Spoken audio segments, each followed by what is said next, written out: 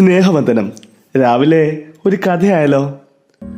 മരം വെട്ടുകാരായ രണ്ട് സുഹൃത്തുക്കൾ അതിരാവിലെ മരം വെട്ടുവാനായി ഇറങ്ങി. ഒന്നാമൻ ആവേശത്തോടെ വിശ്രമമില്ലാതെ രാവിലെ മുതൽ വൈകുന്നേരം വരെ ഇങ്ങനെ മരം വെട്ടിക്കൊണ്ടിരുന്നു. രണ്ടാമനാകട്ടെ കൃത്യമായ ഇടവേളകളിൽ ഇങ്ങനെ വിശ്രമിച്ചാണ് ജോലി ചെയ്തത്. വൈകുന്നേരം നോക്കിയപ്പോൾ വിശ്രമിച്ച സുഹൃത്താണ് കൂടുതൽ മരം വെട്ടി ഒതുക്കി വെച്ചിരിക്കുന്നത്. അത്ഭുതപ്പെട്ട ആദ്യത്തെ ആൾ ചോദിച്ചു, നീ കുറേയേറെ സമയം വിശ്രമിച്ചിട്ടും എങ്ങനെയാണ് എന്നേക്കാൾ കൂടുതൽ മരം വെട്ടി ഒതുക്കി വെക്കുവാൻ സാധിച്ചത്? രണ്ടാമൻ പുഞ്ചിരിയോടെ മറുപടി പറഞ്ഞു, കൂട്ടുകാരാ, ഞാൻ വിശ്രമിക്കുകയല്ലായിരുന്നു. ആ സമയത്തെല്ലാം ഞാൻ എൻ്റെ മഴുവിന് മൂർച്ച കൂട്ടുകയായിരുന്നു.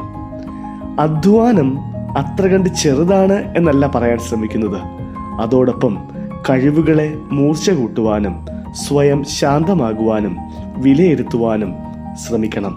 പ്രാർത്ഥന കോട്ടയായിരിക്കട്ടെ.